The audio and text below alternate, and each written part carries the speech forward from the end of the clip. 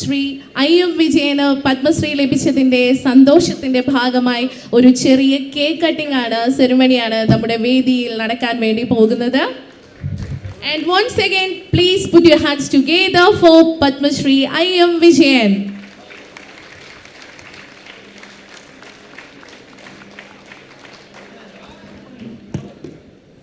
വേദിയിൽ അരങ്ങേറുന്നു. മധുരം മധുരം പങ്കിടുവാണ്, ഈ ഒരു സന്തോഷം പങ്കുവെക്കുകയാണ് ഇവിടെ.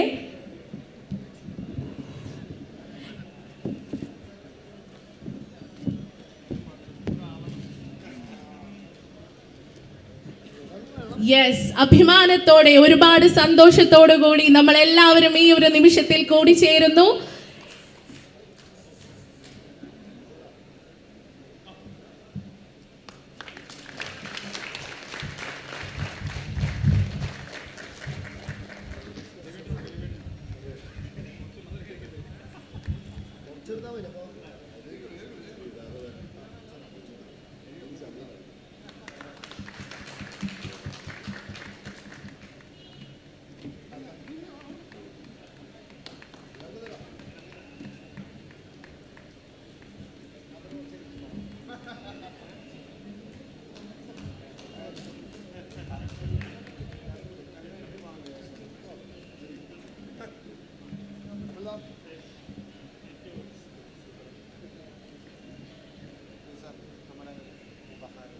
ഒരുപാട് സന്തോഷം. അടുത്തതായി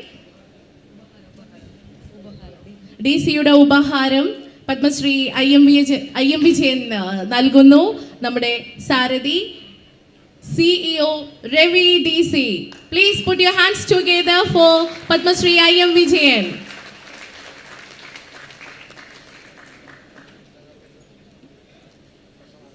വേദി 1 അക്ഷരം പവേർഡ് ബൈ DC ബുക്സിൽ മലയാളിയുടെ കാൽപന്തു ലഹരികൾ പങ്കെടുക്കുന്നു. Padmashri IM Vijayan, V Venu, Noora Ayoob. Moderator Shri Kamal Varadoor. Padmashri IM Vijayan Indian football താരം, അഭിനേതാവ്. കായിക താരങ്ങൾക്ക് ലഭിക്കുന്ന പരമോന്നത ബഹുമതിയായ അർജുന അവാർഡിന് പുറമെ പത്മശ്രീ അവാർഡിന് അർഹനാണ് ഇദ്ദേഹം. വി വേണു 2023 വരെ അദ്ദേഹം കേരളത്തിന്റെ ചീഫ് സെക്രട്ടറി ആയിരുന്നു. നൂറ അയൂബ് സ്പോർട്സ് കമന്ററാണ്. നൂറ അയൂബ്. കമാൽ വരദൂർ മാധ്യമ പ്രവർത്തകൻ, സ്പോർട്സ് ലേഖകൻ. ബോൺജൂർ പാരീസ്, ബ്രസീൽ, ഒബ്രിഗാദോ എന്നീ കൃതികളുടെ രചയിതാവാണ് അദ്ദേഹം.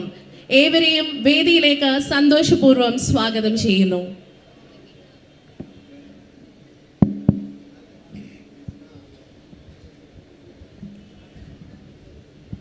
ഞാൻ തുടക്കത്തിലൊന്ന് എഴുന്നേറ്റ് നിൽക്കാം, എന്നാലാണ് അതിൻ്റെ ഒരു ഓളം വരും, അതുകൊണ്ടാണ്.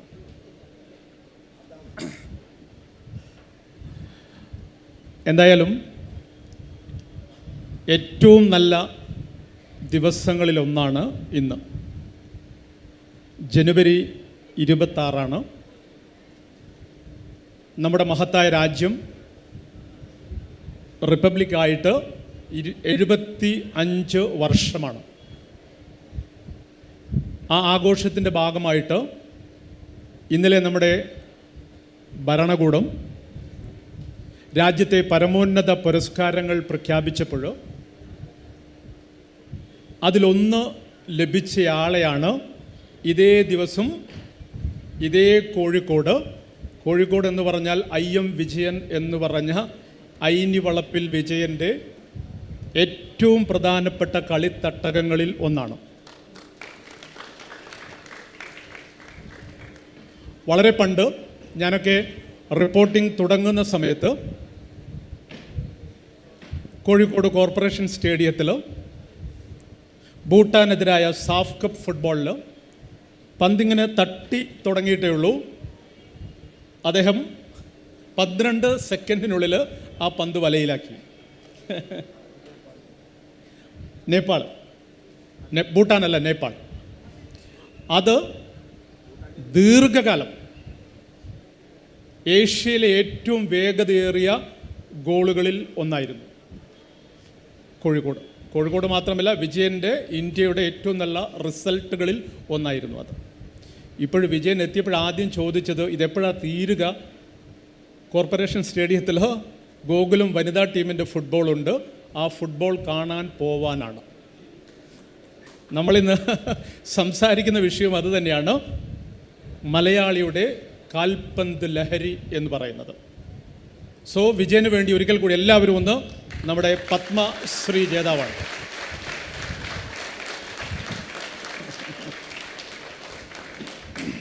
Yes, okay, thank you. ഞങ്ങളൊക്കെ കുറേ കാലമായിട്ട് വിജയന് പത്മശ്രീ വേണം വേണം വേണം എന്നിങ്ങനെ എഴുതുന്നവരാണ്. നിർബന്ധമായിട്ടും കൊടുക്കണം. അങ്ങനെ രഞ്ജിത്ത് സംവിധാനം ചെയ്ത ഒരു മലയാള സിനിമ വന്നു. മമ്മൂട്ടി നായകനായ ഒരു സിനിമയാണ്. അറിയില്ല, കണ്ടിട്ടില്ലേ? ആ സിനിമയിൽ മമ്മൂട്ടിയുടെ കഥാപാത്രം പത്മശ്രീ കിട്ടാതെ വന്നപ്പോൾ പിറകോട്ട് വീഴുന്നുണ്ട്. ഓർമ്മയുണ്ടോ? ആ വർഷവും വിജയൻ പറഞ്ഞു, എനിക്ക് പത്മശ്രീ കിട്ടിയിട്ടില്ലെങ്കിലും ഞാൻ വീഴില്ല, ഇനി കിട്ടിയിട്ടില്ലെങ്കിലും വീഴില്ല, അത് കിട്ടുന്നത് വരെ പോരാടും എന്ന് പറഞ്ഞ ഒരാളാണ്. അതാണ് ആ പോരാട്ട പേര്. ഓക്കെ, ദെൻ നമ്മുടെ സെഷനിൽ വേണു സാർ, വി വേണു എന്ന് പറഞ്ഞാൽ നിങ്ങൾക്കൊക്കെ പരിചയം ഒരു അഡ്മിനിസ്ട്രേറ്റർ എന്ന രീതിയിലാവാം, നല്ലൊരു സഹൃദയൻ എന്ന രീതിയിലാവാം. പക്ഷേ പണ്ട് പന്ത് കളിച്ച് 2 കാലും പോയ ഒരാളാണ് അദ്ദേഹം എന്ന് ആർക്കെങ്കിലും അറിയോ? അതും ഒരു കാൽപന്ത് ലഹരിയാണ്. അദ്ദേഹം നമ്മുടെ കൂടെയുണ്ട്. നൂറ അയ്യൂബ്. പണ്ടൊക്കെ ഫുട്ബോൾ എന്ന് പറഞ്ഞാൽ അത് പുരുഷ മേധാവിത്വത്തിൻ്റെ ഒരു ലക്ഷണമായിരുന്നെങ്കിൽ, പ്രത്യേകിച്ച് കളി പറയലും കമൻട്രി എന്ന് പറഞ്ഞാൽ മൊത്തം അത് പുരുഷ കേന്ദ്രീകൃതമായിരുന്നു ആദ്യകാലത്ത്. പക്ഷേ പിൽക്കാലത്ത്, ഈ വർത്തമാനകാലത്ത് നമ്മൾ കാണുന്നത് വളരെ മനോഹരമായിട്ട് നല്ല പെൺകുട്ടികൾ കളിയെ സുന്ദരമായിട്ട് ആസ്വാദകരിലേക്ക് എത്തിക്കുന്നുണ്ട്. ആ കൂട്ടത്തിൽപ്പെട്ട മലപ്പുറത്തിൻ്റെ പ്രതിനിധിയാണ് നൂറ അയ്യൂബ്. ഈ 3 പേരുമാണ് നമ്മോടൊപ്പം ഇന്നുള്ളത്. ഇനി ഞാൻ ഇരിക്കാൻ പോവാണ്. ഒരു റിതം കിട്ടാൻ വേണ്ടിയിട്ടാണ് എഴുന്നേറ്റത്. എന്തായാലും വിജയനിൽ നമുക്ക് തുടങ്ങാം അല്ലേ? ഹലോ. ഞാൻ ആദ്യം കണ്ട വിജയൻ തൃശ്ശൂരിൽ മുനിസിപ്പൽ സ്റ്റേഡിയത്തിൽ വെളുത്തിട്ടുള്ളൊരു ചെക്കനായിരുന്നു. തൃശ്ശൂർ മുനിസിപ്പൽ സ്റ്റേഡിയത്തിൽ കളിക്കാരനായിട്ടല്ല, ഒരു 10-14 വയസ്സുള്ള കറുത്ത് മെലിഞ്ഞ് കൊലുന്ത് പയ്യനാണ്. കയ്യിൽ ഫുട്ബോളൊന്നുമില്ല. കയ്യിൽ ഒരു ചലുങ്ക് പാത്രം, ഒരു പാത്രം, കടലയും സോഡയും ഒക്കെ വിറ്റ് നടക്കുന്ന, കടല സോഡ എന്ന് പറയുന്ന, അല്ലെങ്കിൽ ആ ഒരു, നിങ്ങൾ ഓർമ്മയിൽ കണ്ടാൽ മതി, ഒരു മനസ്സിൽ കണ്ടാൽ മതി, ആ ഒരു പയ്യനെയാണ് നമ്മൾ കണ്ടത്. ആ പയ്യനെ ഞങ്ങളൊക്കെ കൂടിയാണ് ഈ ഫുട്ബോളിലേക്ക് കൊണ്ടുവന്ന് അദ്ദേഹത്തെ താരമാക്കി മാറ്റിയത്. നമ്മളല്ല, അദ്ദേഹത്തിൻ്റെ കളിയാണ് എന്തൊക്കെ പറഞ്ഞാലും. പക്ഷേ ആ ഒരു തുടക്കം, അതിൽ തുടങ്ങാം വിജയം നമുക്ക്. തീർച്ചയായിട്ടും. ഞാൻ ആദ്യം തന്നെ എൻ്റെ പത്മശ്രീ കിട്ടിയിട്ട് ആദ്യത്തെ ഒരു ചടങ്ങാണ് കോഴിക്കോട്. എന്നെ സംബന്ധിച്ച് ഇതിനേക്കാളും വലിയ സ്ഥലമൊന്നുമില്ല. എനിക്ക് ഇങ്ങനത്തെ ഒരു ചടങ്ങ് കിട്ടിയത് കോഴിക്കോടാണ്. ഞാനെപ്പോഴും ഇൻ്റർവ്യൂവിലൊക്കെ പറയണതാണ്, കമലിനൊക്കെ അറിയാം, എല്ലാവരും പറയും ഫുട്ബോളിൻ്റെ മെക്ക കൽക്കട്ടയാണെന്ന് പറയും. പക്ഷേ കൽക്കട്ടയിൽ ഫുട്ബോൾ പ്രേമികളുണ്ട്, അവർ ക്ലബിനെ സ്നേഹിക്കണം. പക്ഷേ ഫുട്ബോളിൻ്റെ മെക്ക മലബാറിലാണ്. ഞാൻ എല്ലാവരുടെ അടുത്തും പറയണതാണ്.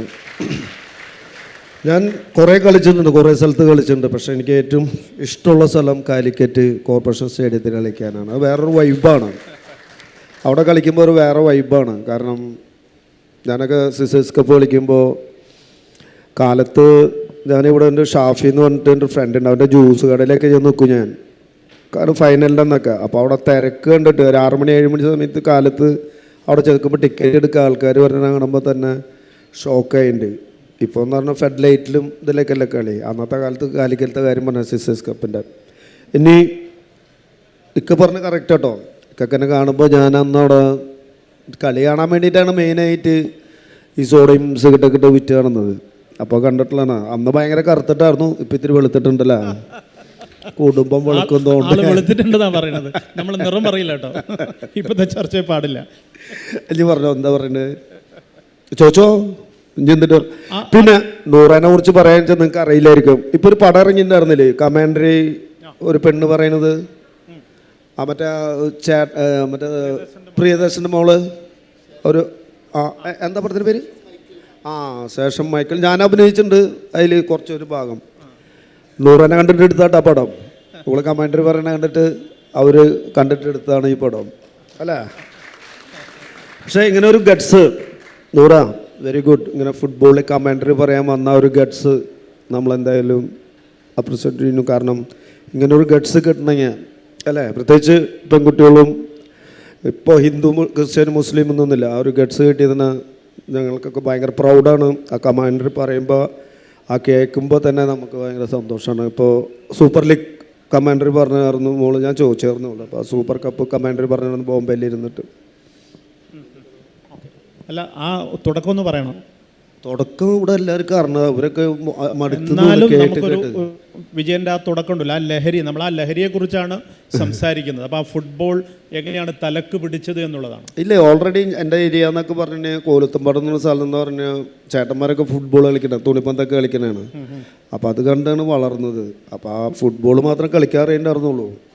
അപ്പോൾ അവരെ പിന്നെ നമ്മുടെ സ്റ്റേഡിയത്തിൻ്റെ മുകളിൽ, എൻ്റെ വീടിൻ്റെ മുകളിലാണ് സ്റ്റേഡിയം. വീടിൻ്റെ മുകളിലല്ല കേട്ടോ, അതിൻ്റെ അപ്പുറത്ത് അവിടെ ഒരു സ്റ്റേഡിയം.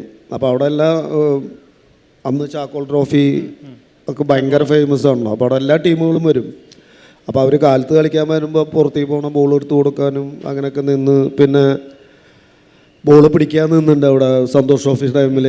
അന്നാണ് മണി എന്ന് പറഞ്ഞാൽ ഇവിടെ ബാംഗ്ലൂരിലെ മണിയില്ലേ അതിനൊക്കെ കളിക്കുന്നതും, പിന്നെ നമ്മുടെ കൃഷ്ണാനുടെ റെയിൽവേക്ക് കളിക്കുന്ന സമയം, ആ സമയത്തൊക്കെ ഞാനൊക്കെ ബോൾ പിടിക്കാൻ നിൽക്കണതാണ്. അപ്പോൾ അന്ന് ഞാൻ പിന്നെ ക്യാമ്പിൽ പോയി, 3 ഇയറിൻ്റെ ക്യാമ്പിൽ പോയി. ജോസ് പറമ്പെന്ന് പറഞ്ഞ ആളാണ് എന്നെ 3 ഇയറിൻ്റെ ക്യാമ്പിലുണ്ടാക്കിയത്. ചാത്തൂർ സാറ് ക്യാമ്പായിരുന്നു അത്. അത് കഴിഞ്ഞ് പിന്നെ ക്യാമ്പിൽ കുറച്ചൊരു 3 കൊല്ലം ക്യാമ്പിലുണ്ടായിരുന്നു. അപ്പോൾ അതിൻ്റെ ഇടയിലാണ് ഈ പരിപാടികൾ, കലാപരിപാടികളൊക്കെ ചെയ്തു തുറന്നത്. ഈ സോഡ വെക്കാൻ പോകലും ബോൾ പിടിക്കാൻ നിൽക്കലും, മെയിനായിട്ട് കളി കാണാൻ വേണ്ടിയിട്ടായിരുന്നു. പിന്നെ കുറച്ച് കാശും കിട്ടും, വീട്ടിൽ കൊടുക്കാം എന്നുള്ളൊരു ഇതിലായിരുന്നു. പിന്നെ അങ്ങനെ കേരള പോലീസിലേക്ക് പോയായിരുന്നു. കേരള പോലീസിൽ പോയി, പിന്നെ അവരൊക്കെ അറിയണം. കേരള പോലീസിലെത്തിയതിന് ശേഷമുള്ള ഒരു ചിത്രം ഏകദേശം ഫുട്ബോളിനെ ഇഷ്ടപ്പെടുന്നവർക്കൊക്കെ അറിയാം, ഇതുവരെയുള്ള ചരിത്രം. കാരണം മലയാളികൾ ഏറ്റവും നെഞ്ചേറ്റിയ ഒരു ഫുട്ബോളറാണ് വിജയൻ. അതുകൊണ്ട് എവിടെ പോയി, ഞാനും വിജയനൊക്കെ നമ്മൾ ദീർഘകാലമായിട്ടുള്ള സുഹൃത്തുക്കളാണ്. എവിടെ പോയി കഴിഞ്ഞാലും നമ്മളൊക്കെ ചരിത്രം പറയാൻ തുടങ്ങിയാൽ പലരും പറയും ചരിത്രം പറയേണ്ട, ഞങ്ങൾക്ക് ബൈഹേർട്ടാണെന്ന് പറയും. അത്രയും അവരുടെ മനസ്സിലുള്ള ഒരാളാണ്. എന്തായാലും ആ കാൽപന്ത്, അതായത് വിജയനെക്കുറിച്ച് ഇടയ്ക്കിടയ്ക്ക് നമ്മൾ പറയാറുള്ളൊരു കാര്യം 5ാം ക്ലാസ്സിൽ എത്ര തവണ തോറ്റു എന്നുള്ളതാണ്. 5 തവണ. 5ാം ക്ലാസ്സിൽ 5 തവണ തോറ്റ ഒരാൾ എങ്ങനെയാണ് കേരള പോലീസിലെത്തിയത് എന്നുള്ളതാണ്. അതിൻ്റെ റീസൺ എന്ന് പറയുന്നത് ആ ഫുട്ബോളാണ്. ആ ഫുട്ബോളിനോടുള്ള സ്നേഹം വെച്ച് അന്നത്തെ DGP ജോസഫ് സാറാണ്, ഞങ്ങൾക്കൊക്കെ വളരെ കൃത്യമായിട്ട് അറിയാം. അങ്ങനെയാണ് അദ്ദേഹം കേരള പോലീസിലേക്ക് വരണമെങ്കിൽ ബേസിക് യോഗ്യത എന്ന് പറയുന്നത് SSLC ആണ്. SSLC പോലും ഇല്ലാതെ വളരെ സുന്ദരമായിട്ട് കേരള പോലീസിലേക്ക് കയറിയിട്ട് ഈ വർഷം അദ്ദേഹം വിരമിക്കാനായിട്ട് പോവുകയാണ് അല്ലേ? ഈ വർഷമല്ലേ അല്ലേ? ഈ ഏപ്രിലോടുകൂടി കേരള പോലീസ് വിടുകയാണ്. അതായത് ഒരു പ്രായത്തിൽ കഴിഞ്ഞാൽ ഏത് യോഗ്യത ഇല്ലെങ്കിലും യോഗ്യത ഉണ്ടെങ്കിലും പോലീസിൽ തുടരാനായിട്ട് കഴിയില്ല. പക്ഷേ ഇപ്പോൾ അക്കാദമി ഹെഡാണ്. ഓൾ ഇന്ത്യ ഫുട്ബോൾ ഫെഡറേഷൻ എന്ന് പറഞ്ഞാൽ ഇന്ത്യയിലെ പരമോന്നത ഫുട്ബോൾ സംഘടനയാണ്. അതിൻ്റെ ടെക്നിക്കൽ കമ്മിറ്റി ചെയർമാനാണ്. അങ്ങനെ വലിയ പദവികളിലേക്ക് ചെറിയ വഴിയിലൂടെ കടന്നു വന്ന വിജയൻ. നമ്മൾ വീണ്ടും വിജയനിലേക്ക് വരും. എന്തായാലും വേണു സാറിലേക്ക്, ഈ ലഹരി നമ്മൾ ശരിക്കും ഫുട്ബോള് ഏറ്റവും അധികം, അതായത് ലോകത്ത് 209 രാജ്യങ്ങളുണ്ട്. ഈ 209 രാജ്യങ്ങളിലും കളിക്കുന്ന ഏക ഗെയിം എന്ന് പറഞ്ഞാൽ അത് ഫുട്ബോളാണ്, ഏക ഗെയിം. അപ്പോൾ ആ ഫുട്ബോൾ വേൾഡ് കപ്പിൻ്റെ സമയത്തൊക്കെ നോക്കിക്കഴിഞ്ഞാൽ നമുക്കറിയാം, എല്ലാവരും ഇപ്പം മലയാളികളെക്കുറിച്ച്, ഇന്ത്യക്കാരെക്കുറിച്ച് പറയാറുള്ളത് ഏറ്റവും നല്ല കാണികളാണ് നമ്മൾ ഇതുവരെ ഒരു വേൾഡ് കപ്പ് കളിച്ചിട്ടില്ല. 1930 വേൾഡ് കപ്പ് തുടങ്ങിയിട്ടുണ്ട്. അടുത്ത വേൾഡ് കപ്പിനും നമ്മൾ ടിക്കറ്റ് നേടിയിട്ടില്ല, നമ്മൾ കളിച്ചിട്ടില്ല ഇതുവരെ. പക്ഷേ എവിടെ വേൾഡ് കപ്പ് നടന്നാലും ആസ്വാദകരായിട്ട് മലയാളി ഉണ്ടാവും. അതിലേറ്റവും നല്ല ആസ്വാദകരിൽ ഒരാളാണ് വേണു സാറ്. താങ്കളുടെ ആ ഫുട്ബോൾ ലഹരി തുടക്കം ഒന്ന് പറയാൻ, ഇവർക്ക് പരിചയം ഉണ്ടാവില്ല. നമസ്കാരം. ആദ്യം നമ്മുടെ എല്ലാവരുടെയും അഭിമാനമായ, കേരളത്തിൻ്റെ അഭിമാനമായ, ഫുട്ബോളിൻ്റെ കേരളത്തിലെ ഏറ്റവും വലിയ അംബാസഡറായ വിജയൻ്റെ കൂടെ ഈ വേദി പങ്കിടാനുള്ള അവസരം കിട്ടിയുള്ള സന്തോഷം ഞാൻ രേഖപ്പെടുത്തുകയാണ്. കാരണം ഇവിടെ ഇരിക്കുന്നതിൽ ഫുട്ബോളുമായിട്ട് വലിയ ബന്ധമില്ലെങ്കിലും ഫുട്ബോളിൻ്റെ ലഹരി ഏറ്റവും കൂടുതൽ ആസ്വദിച്ചിട്ടുള്ള ഒരാളെന്ന നിലയിൽ ഇവിടെ ഇരിക്കുന്ന ആൾക്കാർക്ക് ഇടയിൽ നിന്നൊരാൾ വന്നു എന്നാണ് എന്നെക്കുറിച്ച് നിങ്ങൾ കരുതേണ്ടത്. ഏറ്റവും ഓർമ്മ വെച്ച കാലം മുതൽ ഞാൻ പറയാറുണ്ട്, നമ്മുടെ ഈ KLF നടക്കുന്ന ഈ കടപ്പുറം ഞങ്ങൾ ചെറുപ്പത്തിൽ ഫുട്ബോൾ കളിച്ച സ്ഥലമാണ്. അപ്പോൾ ഈ കോഴിക്കോട് കടപ്പുറത്ത് ഫുട്ബോൾ കളിച്ചിട്ടുള്ള ഒരാളാണ് ഞാൻ. അതിനുശേഷം കൃഷ്ണൻ കോളേജിലായാലും പിന്നീട് ഉള്ള അവസരങ്ങളിലായാലും ഒക്കെ കളിക്കാനുള്ള അവസരം കിട്ടി. പക്ഷേ അതിനേക്കാൾ കൂടുതൽ ഈ കളി എങ്ങനെയാണ് ഒരു മനുഷ്യനെ ഭ്രാന്തനാക്കുക എന്നുള്ളതിൻ്റെ നടക്കുന്നൊരു ഉദാഹരണമാണ് ഞാൻ. ഇപ്പോൾ ഇന്നലത്തെ കാര്യം പറയാം. ഇന്നലെ മാൻ സിറ്റി ചെൽസി കളി എത്ര പേരിവിടെ കണ്ടിട്ടുണ്ട്? കണ്ടില്ലേ? കണ്ടവരുണ്ടാവും.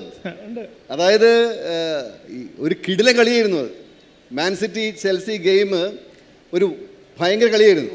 അപ്പോൾ ഈ കഴിഞ്ഞ 40-45 വർഷമായി ഫുട്ബോൾ കാണുന്നത്, കോഴിക്കോട് നാഗജി ട്രോഫി ആവട്ടെ, അതുപോലെ വന്നിട്ടുള്ള അന്താരാഷ്ട്ര ടൂർണമെൻ്റ് ആകട്ടെ, ഈ വിജയനെ കാണാൻ വേണ്ടിയിട്ട് കൊച്ചിയിൽ പോയതാണ് ഞാൻ.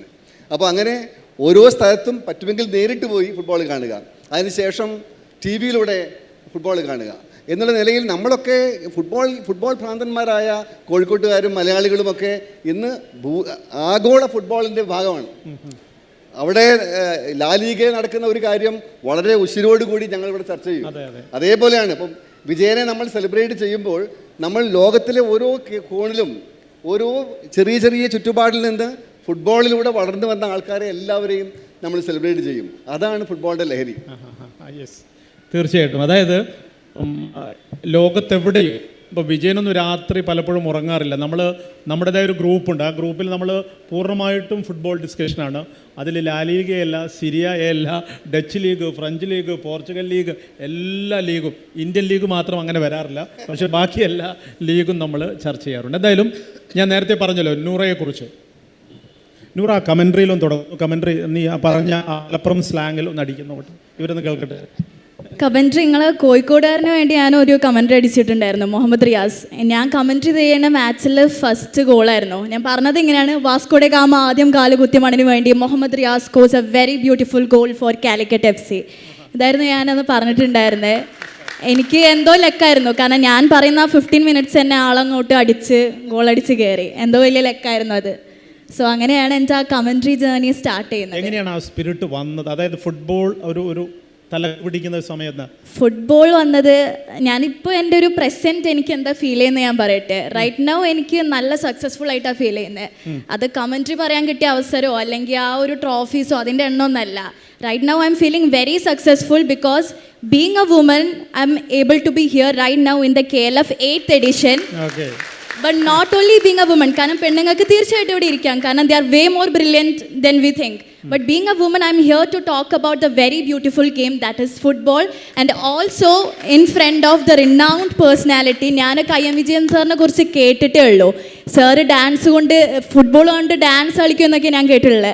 അങ്ങനെ ഒരു പേഴ്സണാലിറ്റിൻ്റെ മുമ്പിൽ ഇന്നലെ പത്മശ്രീ കിട്ടി. ആളുടെ മുമ്പിൽ എനിക്ക് ഇരുന്ന് സംസാരിക്കാൻ പറ്റുന്നുണ്ട് ബീങ് എ വുമൺ. കാരണം ബാക്കിലോട്ട് തിരിഞ്ഞു നോക്കുമ്പോൾ എനിക്ക് മേ ബി ഒരിക്കലും അതിന് സാധിക്കില്ലായിരുന്നില്ല. It was like a dream for me. Indian football എന്ന് പറയുമ്പോൾ എനിക്ക് ഓർമ്മ വരുന്ന 3 പേരെന്ന് പറയുന്നത്, ഒന്ന് IM വിജയൻ സാർ, ബൈച്ചുങ് ഭൂട്ടിയ, സുനിൽ ഛേത്രി. അപ്പോൾ അങ്ങനെ ഒരാളുടെ കൂടെ ഒരേ രീതിയിൽ എനിക്ക് സംസാരിക്കാൻ പറ്റുകയെന്ന് പറയുന്നത് I feel very proud of my self. So thank you sir for being here with me. Noora, കുറച്ച് നേരത്തെ കുറച്ച് കാര്യങ്ങൾ പറഞ്ഞിട്ടുണ്ടായിരുന്നില്ലേ, അതൊന്നും മലയാളത്തിൽ പറഞ്ഞ പിടികിട്ടിയില്ല. എന്നിട്ടാ പറഞ്ഞ മലയാളത്തിൽ? എന്നിട്ടാന്ന് ഒന്നുമില്ല, സാറിന്റെ കൂടെ ഇവിടെ ഇരിക്കാൻ പറ്റി എന്നുള്ളതാണ്. കാരണം ഇംഗ്ലീഷിൽ പറഞ്ഞില്ലേ? അത് ഇംഗ്ലീഷിൽ പറഞ്ഞ് ഇത്ര ഉള്ളൂ. മലയാളത്തിൽ പറയണോ? ഇത്ര വലുതായിട്ട് ഇംഗ്ലീഷ് പറഞ്ഞത്? തീർച്ചയായിട്ടും മലയാളത്തിൽ പറയാൻ പറ്റും. നമ്മളൊക്കെ മലയാളിയാണ്. ഞാൻ മലയാളം കേട്ടായിരുന്നോടാ, കമാൻഡറി പറയാൻ പറ്റുന്ന ആളാണ്. ആ ഒരു ചമ്മലാണ് ഇങ്ങനെ പറയണ്ടേ, അതാണ് ഏറ്റവും വലിയ ഗ്രേറ്റ്. ഓക്കെ മോളെ, താങ്ക് യു സോ മച്ച്. ഞാൻ മലയാളം ഒഴിവാക്കുന്നത് എന്താണെന്ന് വെച്ചാൽ പച്ച മലയാളത്തിൽ സംസാരിക്കാൻ അറിയുന്ന ആളാണ് ഞാൻ മലപ്പുറം ഭാഷ കയറി വന്ന് എല്ലാവർക്കും മനസ്സിലാവാതെ വെക്കണ്ടെന്ന് വിചാരിച്ചിട്ട് ഞാൻ മലയാളം സംസാരിക്കാതെ ഇംഗ്ലീഷ് ഇടയിലോട്ട് കയറി വിടുന്നത്. മലയാളത്തിൽ സംസാരിക്കാം, അതിനൊരു പ്രശ്നമല്ല. പച്ച മലയാളം തുറന്നു വിടുന്ന ആളാണ്. സാറ് ചോദ്യങ്ങൾ ചോദിച്ചു കഴിഞ്ഞാൽ തീർച്ചയായിട്ടും ഇനി മലയാളത്തിൽ മറുപടി പറയുന്നതായിരിക്കും. അല്ല, ഞാൻ ചോദിച്ച ചോദ്യത്തിന് ഉത്തരം കിട്ടിയിട്ടില്ല. അതായത് എങ്ങനെയാണ് ഈ നൂറ ഭ്രാന്ത് എങ്ങനെയാണ് വന്നതെന്ന്? ഈ ഫുട്ബോൾ തലക്ക് പിടിച്ചത് എന്നുള്ളതാണ്. അതെ, നമ്മുടെ കേരളത്തിന്റെ ലെഗസി എന്ന് പറയുന്നതിൽ ഒന്നാണ് മെക്ക ഫുട്ബോൾ മലപ്പുറം. ആ നാട്ടിൽ ജനിക്കാൻ പറ്റി എന്നുള്ളതാണ് എനിക്ക് ഏറ്റവും വലിയ ഭാഗ്യമായി ഞാൻ കാണുന്നത്. ആ നാട്ടിലും അതുപോലെ തന്നെ എൻ്റെ ആ കുടുംബത്തിൽ ജനിക്കാൻ പറ്റി. എൻ്റെ ഫാമിലിയിൽ എല്ലാവരും ആ ടൈമിൽ ഫുട്ബോൾ ഭ്രാന്തന്മാരായിരുന്നു. സെവൻസ് ഫുട്ബോളിൽ കളിച്ചിരുന്ന ആളുകളായിരുന്നു എൻ്റെ ഉപ്പ, എൻ്റെ ഉപ്പാൻ്റെ ബ്രദേഴ്സ്. കുറേ ആളുകൾ കൊച്ചിൻ പോർട്ടിന് വേണ്ടി കളിച്ചിട്ടുണ്ട്. അങ്ങനെ ഒരു പാരമ്പര്യമുള്ള കുടുംബത്തിലാണ് ഞാൻ ജനിച്ചിട്ടുണ്ടായിരുന്നത്. അപ്പോൾ എനിക്ക് എന്താണെന്ന് വെച്ചാൽ, ഞാൻ ജനിച്ച ടൈമിൽ എൻ്റെ ഫാമിലിയിൽ മിക്കതും ബോയ്സ് ആയിരുന്നു, ഗേൾസ് എന്ന് പറയുന്ന കുറവായിരുന്നു. ഞാൻ മാത്രമേ ഉണ്ടായിരുന്നുള്ളൂ. അപ്പോൾ എനിക്ക് എന്നെ എൻ്റർടൈൻ ചെയ്യണമെങ്കിൽ ഞാൻ എന്നെ ഫോഴ്സ് ചെയ്യണമായിരുന്നു. I want to be a part of football. ഫുട്ബോളിൻ്റെ ഭാഗമായാൽ മാത്രമേ എനിക്കൊരു ലേഷ്യർ ടൈം അല്ലെങ്കിൽ എൻ്റർടൈൻമെൻറ്റ് കണ്ടെത്താൻ സാധിക്കുകയുള്ളായിരുന്നു. അപ്പോൾ പക്ഷേ ഫോർച്ചുനേറ്റ്ലി എനിക്ക് എന്നെ ഫോഴ്സ് ചെയ്യേണ്ടി വന്നില്ല. അതിനോട് ഓട്ടോമാറ്റിക്കായിട്ട് ഫസ്റ്റ് ലവ് എന്നൊക്കെ വേണമെങ്കിൽ പറയാം, പ്രണയം തോന്നി തുടങ്ങി, കളിച്ചു. പക്ഷേ ലെവൻസ് ഫുട്ബോളിൽ കളിക്കാൻ പറ്റുന്ന ഒരു അവസരം കിട്ടിയോ എന്ന് ചോദിച്ചു കഴിഞ്ഞാൽ എനിക്ക് ലഭിച്ചിട്ടില്ല. അതിൻ്റെ സങ്കടം ഇപ്പോഴും മനസ്സിലുണ്ട്. എന്തുകൊണ്ട് തിരിഞ്ഞു നോക്കുമ്പോൾ എന്തുകൊണ്ട് എനിക്കതിന് സാധിച്ചില്ല എന്നുള്ളത്. മേ ബി അന്നത്തെ സർക്യൂംസ്റ്റൻസസ് അങ്ങനെയായിരിക്കും. പാരൻസിന് പേടിയായിരുന്നു, പോയി കഴിഞ്ഞാൽ എവിടെയെങ്കിലും എത്തോ, ഗേളാണ്. കാരണം അന്നൊന്നും ഞാൻ ഒരു 4-5 ആ ഒരു ഏജിലൊന്നും വിമൻസ് ഫുട്ബോൾ എന്ന് പറയുന്ന കാറ്റഗറി ഉണ്ടെന്ന് പോലും എനിക്കറിയില്ല. നമ്മൾ കാണുന്നത് മെസ്സി, ക്രിസ്ത്യാനോ, ഇപ്പോൾ ഈ കാണുന്ന ലീക്കെ മാർട്ടൻസ്, അലക്സ് മോർഗൻ, പുട്ടയ്യാസ്, അങ്ങനത്തെ ഐറ്റാന ബോൺമാൻതി, അങ്ങനത്തെ പ്ലേയേഴ്സ് ഉണ്ടെന്ന് പോലും എനിക്കറിയില്ല. അങ്ങനെ ഒരു വിഭാഗം ഉണ്ടെന്ന് പോലും ഇപ്പോഴാണ് നമ്മളത് അറിയാൻ തുടങ്ങിയത് through social media and everything. അപ്പം അതുകൊണ്ടാവാം മേ ബി. ബട്ട് സ്റ്റിൽ ഫുട്ബോളാണ് ജീവിതം. അത് ഏത് വഴിയിലൂടെ പോകണോ, എന്താണ് ഇനിയിപ്പോഴും ഒരു ഭാവിയിലേക്ക് നോക്കുമ്പോൾ അംബീഷൻ എന്താണെന്നോ? എനിക്ക് പണ്ട് മുതലുള്ള ആഗ്രഹം എനിക്ക് ഫിഫന്റെ പ്രസിഡന്റ് ആവണമെന്നായിരുന്നു. Thank you. അംബീഷനിൽ നൂറ തെല്ലും പിറകിലില്ല. ആരാവണം എന്നാണ് പറഞ്ഞതെന്നറിയില്ലേ? ഫിഫ എന്ന് പറഞ്ഞാൽ വേൾഡ് ഫുട്ബോൾ ഫെഡറേഷനാണ്, ലോക ഫുട്ബോളിനെ ഭരിക്കുന്ന സംഘടനയാണ്. അതിൻ്റെ പ്രസിഡന്റ് ആവണമെന്നാണ് പറഞ്ഞത്. അതാണ്, അല്ലാതെ ഒരിക്കലും കേരള ഫുട്ബോളിൻ്റെ പ്രസിഡന്റ് ആവണമെന്നോ ഇതൊന്നും പറഞ്ഞിട്ടില്ല കേട്ടോ. എന്തായാലും നൂറ ജസ്റ്റ് മാനിഫെസ്റ്റിംഗ്. ഓക്കെ, ഭാവിയിൽ ഞാൻ ആയിട്ടില്ലെങ്കിൽ ആരും എൻ്റെ അടുത്തേക്ക് വരരുത്.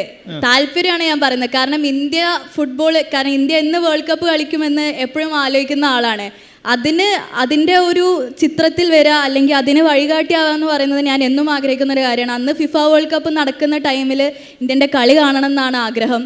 അപ്പോൾ എന്തായാലും നോക്കാം. That's my dream. Thank you. നമ്മൾ വീണ്ടും നമ്മുടെ സമയം പ്രശ്നമുണ്ട്. നമ്മൾ വീണ്ടും വിജയനിലേക്ക് തന്നെ വരികയാണ്. കാരണം ഈ ലഹരി, അതായത് പലപ്പോഴും നമ്മൾ ഫുട്ബോൾ ലഹരി ആവുമ്പോൾ തന്നെ ഒരു കളിക്കാരന് ധാരാളം മാനസിക പ്രയാസങ്ങൾ വന്നേക്കാം. സ്വാഭാവികമാണ്.